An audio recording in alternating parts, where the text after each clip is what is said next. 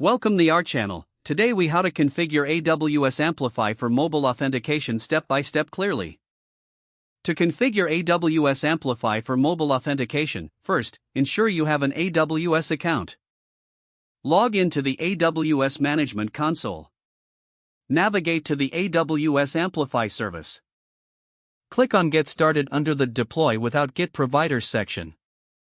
Select a default backend environment to set up. Choose Authentication from the list of available features. Click on that Add button to configure authentication. Select Cognito as your authentication provider. Set the authentication flow to user sign up and sign in.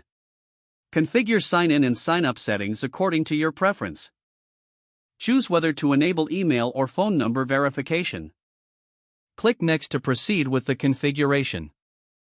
Set up any additional required attributes, such as username, phone number, or address. Click Next after reviewing your settings.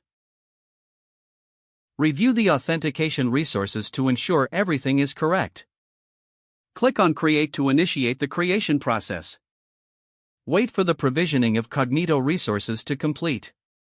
Once completed, note down the user pool ID and the identity pool ID displayed on the screen. Navigate to your mobile app project directory in your terminal. Install the AWS Amplify libraries by running the command to add Amplify dependencies. Initialize Amplify in your mobile app code by importing the Amplify library. Configure Amplify with the user pool ID and identity pool ID. Add authentication methods such as sign up and sign in your app. Test the authentication flow in your mobile application. Ensure to handle success and error scenarios appropriately. By following these steps, your AWS Amplify setup for mobile authentication will be complete. If the page does not load, refresh the browser or try again in a private or incognito window. Make sure you are using the correct email address, then retype it carefully to avoid small typos. If your password is not accepted, use the reset option and create a new strong password you can remember.